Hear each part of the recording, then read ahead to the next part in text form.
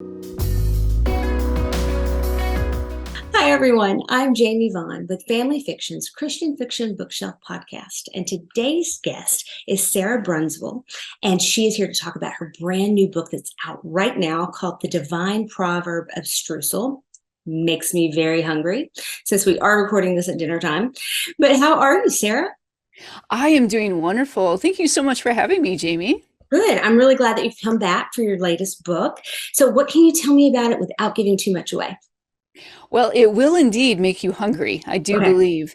The premise of the Divine Proverb of Streusel is there's a young woman who is navigating a family crisis by cooking her way through her great-grandmother's German recipes. Oh, yum. And those actual recipes are interwoven throughout the story, and they are paired with a proverb or a wise saying, a lot of them borrowed from the book of Proverbs.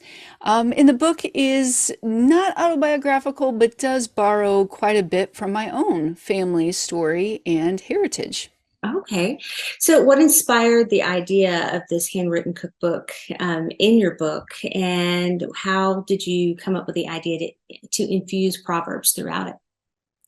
So the idea for the handwritten notebook actually was inspired by some family artifacts that I found from my grandmother's collection, my late grandmother's collection. She also, like a lot of grandmothers, had handwritten recipes Mhm. in her belongings. And I'm a huge fan of the movie Julia and the Julia Yes, movie with yes, Julia Child and the young woman who cooks her way through love that book. the Art of Cooking cookbook. And I had just watched that movie and I thought, what if it's that sort of idea, but it's a grandmother to a granddaughter? And so that got me thinking and thinking about my own grandmother's collection of artifacts and that led to this idea of a young woman discovering this handwritten, long lost journal that had just been tucked away in the attic. Mhm. And then interweaving the proverbs with the recipes, I felt that that was important because family heritage is all of it together. You know, it's food is a central piece of our heritage and our Very much. culture, but so is our religion, and in this case, Christianity, and so is family stories. So it's all together is passed on from generation to generation. So I love the idea of capturing all of that together in one handwritten notebook. Oh, I love the fact that you have your grandmother's recipes because both of my grandmothers, when you would ask for recipes, like, well, I really don't have one, I just know it in my head.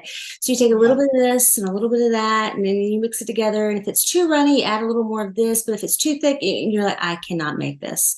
And luckily, my mother was smart enough one day to sit down with her mom and kind of write everything out, but it's still trial and error for us. But I do love that you have her Absolutely. recipes. Yes, and that's such a good point because some of the recipes that I did inherit from my grandmother, even though they're written down, they are incomplete, which is so true of a lot of recipes that have been handed down. Because the whole idea is that daughter would cook alongside mother. So you were passing on the more specific instructions that way, and you are just from head to head. Mhm. So it's funny, I do have some recipes for my grandmother. I have no idea what to do with because, and neither does my aunt or my mom, Mhm. because we're missing some pretty important context. Mhm. Oh, I'm glad I'm not the only one. No.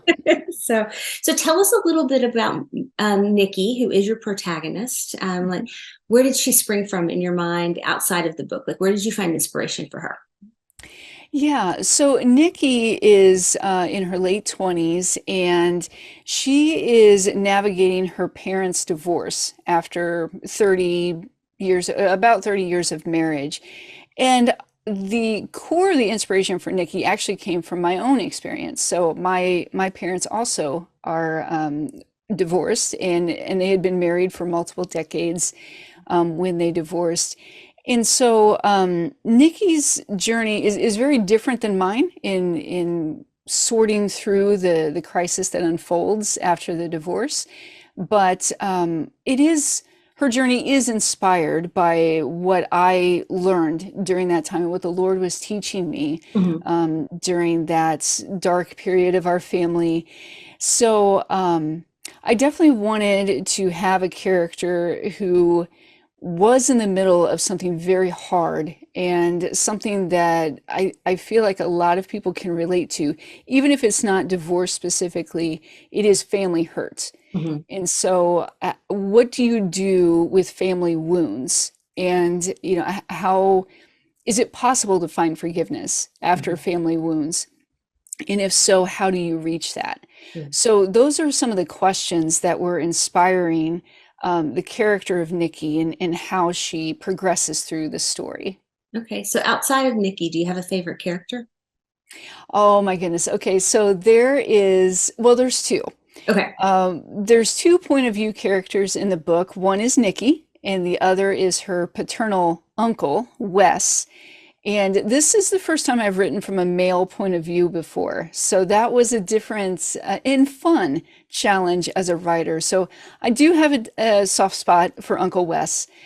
But then there is her great aunt, Emma, who is an absolute hoot. And if listeners have read Mrs. Kipp, you might see a little bit of similarity in their personalities. She's just got a lot of gregariousness to her and a complete lack of insecurities, which is always fun to write. As someone who has a lot of insecurities, it's fun to project a character that who just loves life and finds the good in the situation, doesn't gloss over the heart of the situation, but faces it head on with a lot of inspirational hope. Mhm. So those two characters, Aunt Emma and Uncle Wes. Okay. So what's your favorite recipe in the book?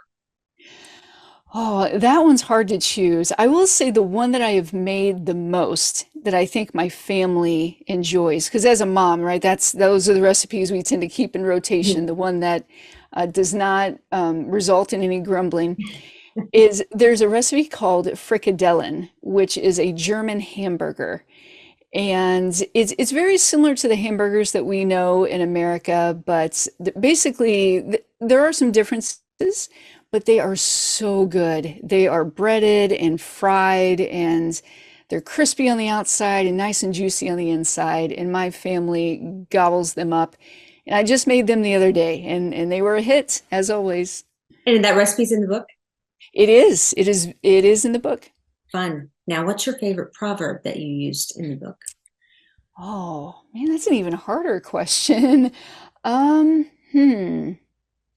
I think the favorite proverb, and I use the term proverb to mean a wise life saying, not necessarily a verse.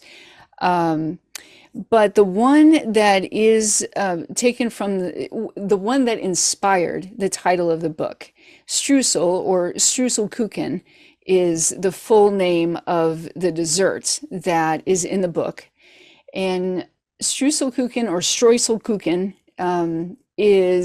it's a German crumb cake made with yeast, Hmm. and then it has that streusel, crumbly streusel topping.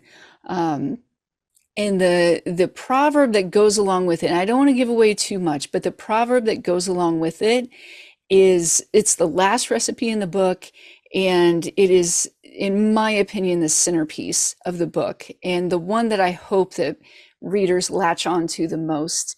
And basically, it helps address the question, what do you do with the wounds? What do you do with family wounds? And how do you live with those going forward?